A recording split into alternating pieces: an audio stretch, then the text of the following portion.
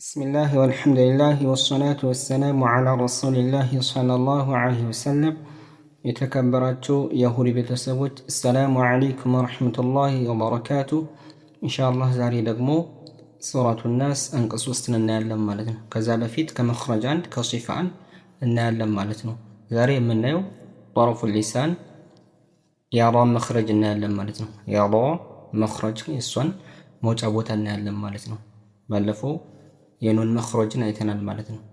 ያራ ዛሬ የምናየው መኽረጅ ማለት ነው።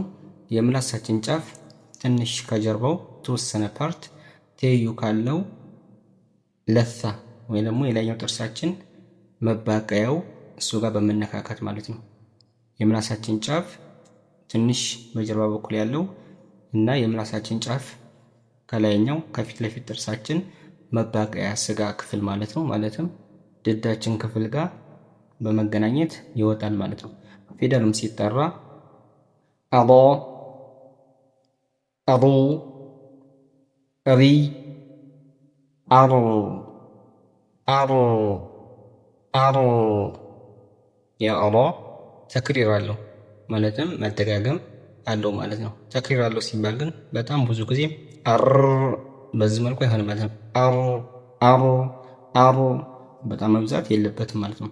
ስለዚህ ፈትሐ ሲሆን አሎ ከስራ ሲሆን ይቀጥናል ማለት ነው። እሪ እሪ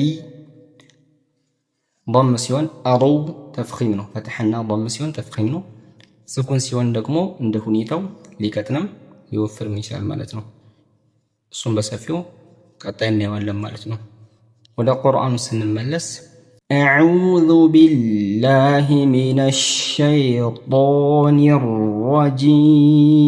الرجيم إله الناس إله الناس إله الناس በዚህ መልኩ እንቀራዋለን ማለት ነው። 6 4 2 አድርገን ማለት ነው። ወደ ትንታኔው ስንመለስ ሀምዝ ከሰር ነው። ምን እናደርገዋለን? አገጫችንን በደንብ ዝቅ እናደርጋለን፣ በደንብ እናቀጥነዋለን ማለት ነው። ኢ እዚህ ጋር ስኩን እንዳይሆን ብቻ አይደለም ጥንቃቄ፣ እንዳይሆን ብቻ ሳይሆን የምንጠነቀቀው ወደ ኤ። ለምሳሌ አንዳንድ ሰው ምን ያህል ኤላ ኢማላ መኖር የለም። ትክክለኛ ፐርፌክት የሆነ ከስር መሆን አለበት ማለት ነው። ቀጥሎ ላም ፈትሐ ሆኖ ነው የመጣው። ኢላ ፈትሐ መሆኑን በምናውቃለን። ቀጥሎ የመጣው አሊፍ መቅሱራ ማለት ነው። ማቀብል ፈትሐ ሲሆን ነው መድ የሚሆነው ማለት ነው። ስለዚህ ኢላ ፈትሐ ነው ማለት ነው። ቀጥሎ ከስራ ነው። ኢላሂ እዚህ ጋር አሊፍ መቅሱራውን እናደርጋለን። መድ ጠብዒ ሐረከተይን ሁለት ሐረካ እንስበዋለን ማለት ነው። ሐረከተይን ሁለት ሐረካ እንስበዋለን። ከስራውን ደግሞ በደንብ እናቀጥናለን። አገጫችንን በደንብ ዝቅ እናደርጋለን ማለት ነው። ከዛ ሐምዘቱል ወስል ላይ የመጣው ወስቀጥ ወስለን ካሁን በፊት እንደተባባልን ይወድቃል ማለት ነው። ቀጥሎ የመጣው ላሙ ሸምስያ ነው። ላሙ ሸምስያ ሙድገመቱን ፊ ኑን ወደ ኑን ኢድጋም ይሆናል ማለት ነው። ምክንያቱም ኑን የሸምስያ ፊደል ስለሆነች ማለት ነው። ከላም ስኩን በኋላ የሸምስያ ፊደል ከመጣ ኢድጋም ስለሚሆን ማለት ነው። ከዛ ኑን ሸዳ ሆኖ የመጣው ወነ ሐረከተይን ሁለት ሐረካ እንቆይበታለን ማለት ነው። ሚምና ኑን ሁለት ሐረካ ይቆይባቸዋል ብለናል ማለት ነው። ቀጥሎ አሊፍ ስኩን የመጣው ማቀብሉ ከሱ በፊት የመጣው ፈትሐ ስለሆነ ማቀብሉ ፈትሐ ከሆነ ከአሊፍ ስኩን በፊት ማለት ነው ምን እናደርጋለን ማለት ነው? መድ ይሆናል ማለት ነው።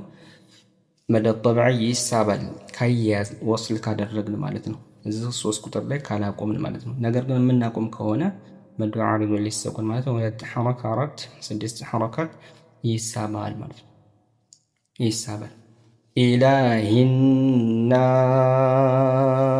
ኢላሂናስ 4 2 ደግሞ ቅድም መግቢያ ላይ እንደቀረሁት ማለት ነው። ቀጥሎ የመጣው ሲን ነው።